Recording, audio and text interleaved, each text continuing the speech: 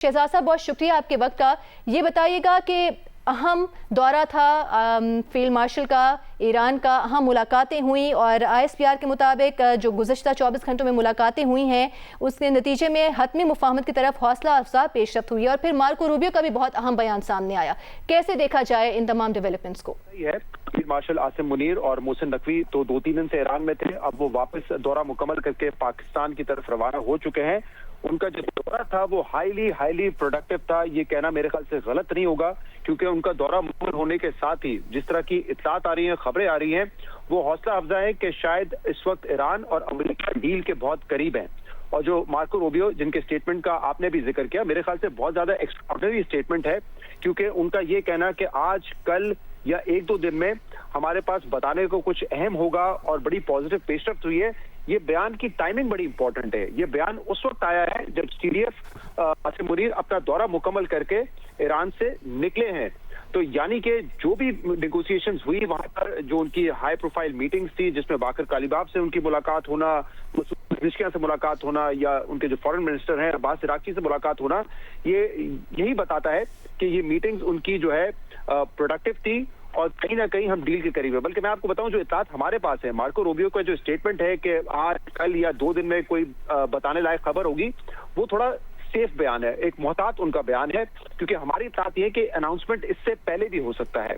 और इसका क्रेडिट अगर किसी एक मुल्क को सबसे ज्यादा जाता है तो वो पाकिस्तान है, क्योंकि पाकिस्तान मुसलसल ये कोशिश कर रहा था कि जो 8 अप्रैल को सीज फायर हुआ है, वो सीज फायर ना सिर्फ बरकरार रहे बल्कि वो एक मुस्तकिल जंग बंदी में बदले, मुंतकिल हो। क्योंकि अगर ऐसा नहीं होता तो पूरा खित्ता जो है वो दोबारा जंग की लपेट में आता, और शायद जो 28 फरवरी को हमने जंग शुरू होते देखी थी और उसके जो असरात हमने खित्ते पे देखे थे, वो असरात उससे ज्यादा भयानक होते अगर ये जंग दोबारा शुरू होती। क्योंकि अब तो एक ऑल आउट वॉर होती, कोई सीज फायर, कोई नेगोशिएटर, कोई सालिस, इसका दोबारा एंटर होना और कोई जंग बंदी करवाना वो बहुत ही एक मुश्किल अमल होता है। इसलिए पाकिस्तान अब मुसलसल ये कोशिश कर रहा था। इसमें ऑब्वियसली दूसरे ममालिक भी थे, मिडिल ईस्ट कंट्रीज ने अपना किरदार अदा किया डोनाल्ड ट्रंप को कन्विंस करने में कि आप दोबारा हमला ना करें। नेगोशिएटर्स मौजूद थे, लेकिन जितना क्रेडिट पाकिस्तान को जाता है शायद किसी और मुल्क को नहीं जाता। और पाकिस्तान की कोशिश इसलिए थी कि अगर ये जंग दोबारा शुरू होगी तो वो खौफनाक होगी, और इसीलिए एक नुक्ता नजर पाकिस्तान का बड़ा इंपॉर्टेंट था कि स्ट्रेट ऑफ हॉर्मुज़ जो है वो जल्द से जल्द खुल जाए, उस पर अग्रीमेंट हो जाए, क्योंकि ये मसला सिर्फ अमेरिका और ईरान के दरमियान नहीं था, इसमें रीजनल कंट्रीज भी इन्वॉल्व थी। रीजनल कंट्रीज जो है वो भी चाह रही थी कि स्ट्रेट ऑफ हॉर्मुज़ ईरान की तरफ से भी खोले और जो ब्लॉकेड है US की तरफ से वो भी जो है खत्म हो जाए। तो हमारी इत्तलात तो यही है कि इस एग्रीमेंट के हवाले से बहुत जल्द कुछ अनाउंसमेंट हो सकती है, पॉजिटिव अनाउंसमेंट हो सकती है, और शायद जो एग्रीमेंट है इस पर, स्ट्रेट ऑफ हॉर्मुज़ पे, वो बहुत जल्द आपके सामने आएगा और उसका बड़ा इम्पैक्ट आएगा दुनिया भर की इकोनॉमीज पे, ममालिक पर और ऑयल प्राइसेस पर, जिसकी वजह से ऑब्वियसली हम देख रहे हैं कि दुनिया भर में एक अफरात ज़र का जो मसला है, महंगाई का मसला है, वो ममालिक फेस कर रहे हैं। तो उस पर फौरी तौर पे असरात होंगे। लेकिन ऑब्वियसली ये बहुत सारे ऐसे स्टिकिंग इश्यूज हैं जिस पर फौरी तौर पे तो बातचीत नहीं हो सकती है। तो ये मुआहदा मुमकिन तौर पे एक इंटरिम मुआहदा होगा जिसमें स्ट्रेट ऑफ हॉर्मुज़ खुल जाएगा, ब्लॉकेड खत्म हो जाएगा, और जो वॉर है, जो सबसे इंपॉर्टेंट बात है कि जो जंग बंदी है वो कायम हो जाएगी। और ये सीज फायर आर्जी सीज फायर नहीं होगा, एक मुकम्मल जंग बंदी होगी। और इसके बाद जो इश्यूज हैं, क्योंकि देखिए ईरान और अमेरिका के जो इश्यूज हैं वो आज के तो नहीं है, वो तो 5 दहाइयों पुराने हैं, जिसमें न्यूक्लियर का एक बड़ा इशू है, जिसपे उनके ऊपर जो सैंक्शंस लगी है ईरान के ऊपर, वो इशू है, उनके जो एसेट फ्रीज हो गए हैं वो इशू है। वो फिर ऑब्वियसली आहिस्ता आहिस्ता बातचीत होती रहेगी। और जो ईरानियन ऑफिशियल्स भी इस वक्त अल जजीरा को बता रहे हैं, अरब टीवी को, वो यही बता रहे हैं कि 30 दिन के टाइम फ्रेम में बाकी जो इश्यूज हैं उस पर आहिस्ता आहिस्ता प्रोग्रेस होती रहेगी। तो मेरे ख्याल से एक बहुत बड़ा ब्रेक थ्रू होगा कि अगर स्ट्रेट ऑफ हॉर्मुज़ खुल जाता है, इस पर एग्रीमेंट हो जाता है, US अपनी ब्लॉकेट खत्म कर देता है और हम एक मुस्तकिल जंग बंदी की तरफ चले जाते हैं, ये फर्स्ट फेज में बहुत इंपॉर्टेंट होगा, क्योंकि इससे वो खतरा खत्म हो जाएगा कि इस खित्ते में दोबारा एक बड़ी जंग शुरू हो सकती है। शहजाद, आपकी तरफ यही बात लेके आएंगे कि जब अच्छी चीजें हो रही हैं, कामयाब मुलाकातें हुई हैं, कामयाब दौरे हुए हैं और एक उम्मीद की जा रही है कि मामला अब हतमी हल की तरफ जाएगा, तो ऐसे में हमने देखा कि गुज़श्ता दिनों में जब मुज़ाकरात हो रहे थे, मुख्तलिफ नशिस्तें हो रही थी, तो दोनों ममालिक के रहनुमाओं की जानिब से बयानात आते थे। ट्रंप एक धमकी आमेज बयान देते थे तो उसका काउंटर बयान आता था ईरानी क़यादत की जानिब से। तो अभी भी ऐसा कुछ हो सकता है, कोई मामला खराब हो सकता है, या आपको लगता है कि जब ईरानी वज़ीर ख़ारिजा का एक इतना अहम बयान सामने आ जाता है तो फिर मोहतात रहेंगे रहनुमा भी दोनों तरफ के अपने बयानात के हवाले से? देखिए देखिए, ये बड़ा अहम सवाल है, क्योंकि ये पहला मौका नहीं है कि जब हमें ऐसा लग रहा हो कि ईरान और अमेरिका के दरमियान कोई डील होने जा रही है जिससे एक मुस्तकिल जंग बंदी की तरफ हम आगे बढ़े। ये पहला मौका नहीं है, इससे पहले भी ऐसे मौके आए, लेकिन फिर हमने देखा कि कहीं ना कहीं ब्रेक थ्रू नहीं हो सका। और इसकी दो तीन वजूहत हैं जिस पर अभी शाहजेब ने भी बात की। क्योंकि देखिए, हम तो वो खबर आपको देते जो हमारे जराए हमें बताते हैं कि ये इस वक्त हो रहा है। कुछ चीजें जो है ना वो हमारे कंट्रोल में नहीं है, और अनफॉर्चुनेटली उनमें से एक शख्स सदर है अमेरिका का, वो है डोनाल्ड ट्रंप। क्योंकि जितने ज्यादा वो सोशल मीडिया पर पोस्ट करते हैं, जितनी वो ज्यादा बातें करते हैं, आपको पता है सुबह भी उन्होंने ये बात की है कि हम दोबारा हमला कर देंगे, फिर ये खबरें आना कि बॉम्बर्स जो है वो दोबारा उड़ान भरने के लिए तैयार हैं, इस तरह की खबरें आती हैं, और वो फिर कहते हैं कि मेरी फोर्सेज जो है वो तैयार हैं। तो वो अक्सर स्पॉइलर का रोल प्ले करती हैं बातें।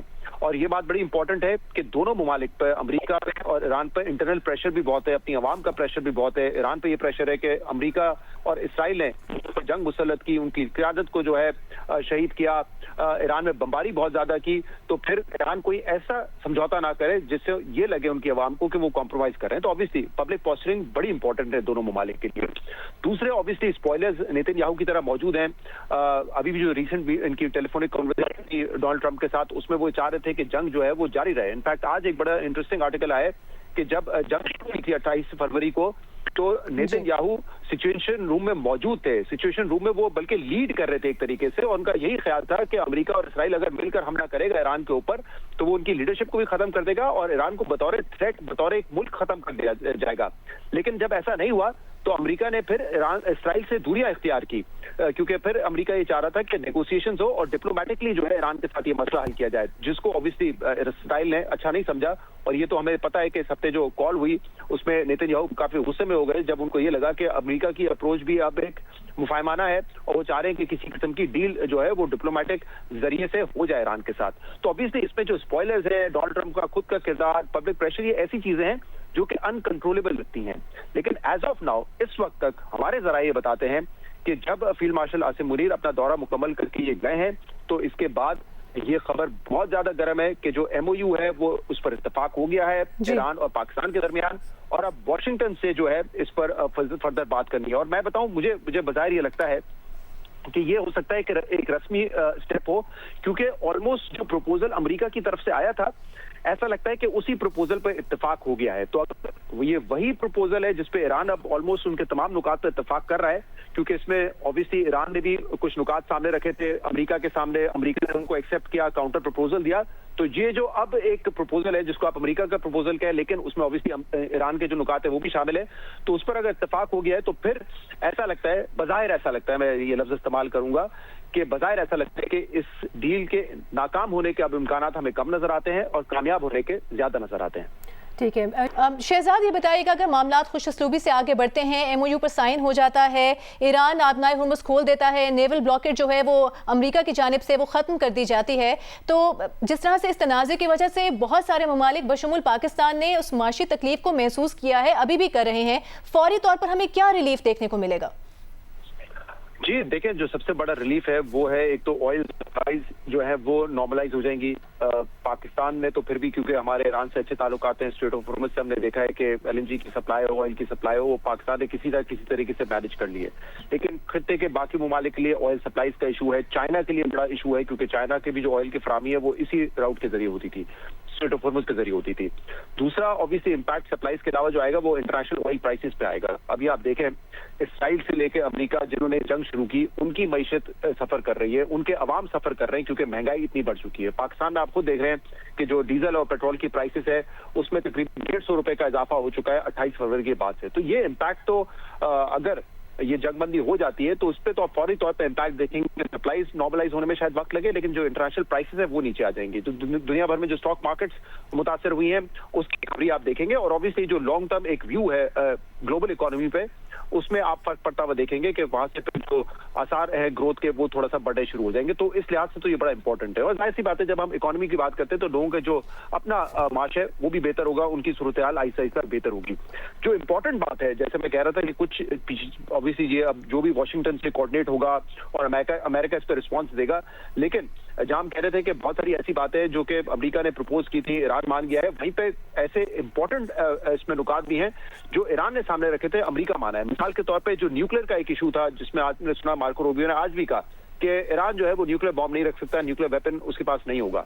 और वो चाहते थे कि जो स्टॉक पाइल ईरान के पास है वो मुंतकिल किया जाए, जो उनके पास हाईली इनरिच्ड यूरेनियम है उसको डाउनग्रेड किया जाए। ये सब तमाम मुतालबात आप डोनाल्ड ट्रंप की तरफ से, अमेरिका की तरफ से देख रहे हैं। लेकिन जो अभी हमें इत्तलात मिल रही है कि जो एमओयू पर दस्तखत होगा या एमओयू पर एग्रीमेंट होगा पाकिस्तान के साथ जो हुआ है, जिस पर अमेरिका ने रिस्पॉन्स देना है, उसमें न्यूक्लियर इशू पे फिलहाल कोई नेगोशिएशंस नहीं होंगी।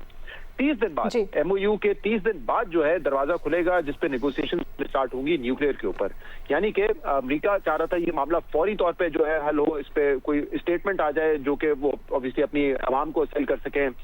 दे can play to the gallery के देखें हमने ईरान से स्टॉक पाइल निकलवा दिया या हमने उनका जो हाईली इनरिच्ड यूरेनियम था उसको खत्म करवा दिया। तो ऐसा कुछ फौरी तौर पे अमेरिका को नहीं हासिल हो रहा है। तो यहाँ पे मेरे ख्याल से ईरान ने जो एक अपनी तरफ से एक प्रपोजल सामने रखा था या मुतालबा रखा था कि इस पे एक सैर हासिल गुफ्तगू हो रही है, लॉन्ग टर्म डिस्कशंस होनी है, तो उसको इसमें ना शामिल किया जाए। स्ट्रेट ऑफ हुर्मुज़ पे अलबत्ता ऑब्वियसली ये जैसे मैंने कहा इसमें ये सिर्फ अमेरिका का मुतालबा नहीं था, पाकिस्तान का भी और रीजनल कंट्रीज का था कि स्ट्रेट ऑफ हुर्मुज़ पहले खुल जाए, ब्लॉकेड अमेरिका खत्म कर दे ताकि ये चैनल जो है नॉर्मलाइज हो जाए। क्योंकि ऑब्वियसली ये पोजीशन जो है 28 फरवरी से पहले नहीं थी। 28 फरवरी से पहले न्यूक्लियर इशू था, 28 फरवरी से पहले एसिड फ्रीज होना, सैंक्शन, ये इशूज थे। ये इशू नहीं था उस वक्त स्ट्रेट ऑफ हुर्मुज़ बंद है। तो ये मेरे ख्याल से अमेरिका हासिल करेगा अगर ये नेगोशिएशंस जो है वो फाइनल फेज में जाती हैं और इस पे कामयाबी होती है। तो अमेरिका को ये हासिल होगा कि वो स्ट्रेट ऑफ हुर्मुज़ खुलवाने में कामयाब हो जाएंगे और ईरान को ये हासिल होगा कि वो जो न्यूक्लियर के ऊपर फौरी तौर पर प्रेशर था या फौरी तौर पर कोई वो जवाब दे, वो मेरे ख्याल से प्रेशर कम हो जाएगा। उस पर एक लंबी डिस्कशंस होंगी।